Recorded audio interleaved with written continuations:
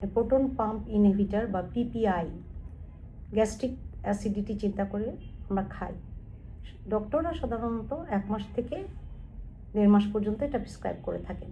কিন্তু অনিয়ন্ত্রিতভাবে যদি আমরা খেতেই থাকি যে আমার অ্যাসিডিটি, আমরা ওষুধটা খেতেই হবে, একটা ড্রাগ ডিপেন্ডেন্স চলে আসে। এটা আমাদের শরীরের জন্য অনেক খারাপ বার্তা বহন করে। Vitamin B12 deficiency, magnesium, zinc, iron এগুলো ডেফিসিয়েন্সি বডিতে হবে। ক্যালসিয়াম বা হাড়ের সমস্যা হবে, অস্টিওপোরোসিস, এটা আমার হাড় ক্ষয়ে যাবে, যার জন্য আমার রিস্ট ফ্র্যাকচার হতে পারে, হাড়ের ফ্র্যাকচার হতে পারে, পায়ের হাড়ে ক্ষয় হয়ে যেতে থাকে এবং ফ্র্যাকচারের সম্ভাবনা থাকে।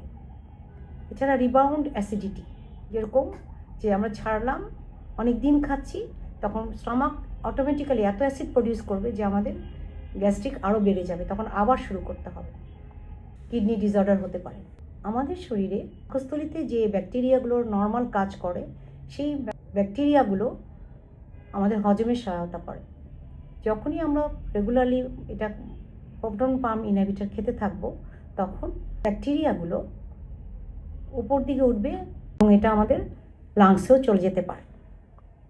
তাহলে এইসব সমস্যা যাতে না হয়, এই জন্য আমরা প্রেসক্রিপশন ছাড়া কখনোই আমরা গ্যাসের ওষুধ একেবারেই কন্টিনিউয়াসলি খেতে থাকবো না।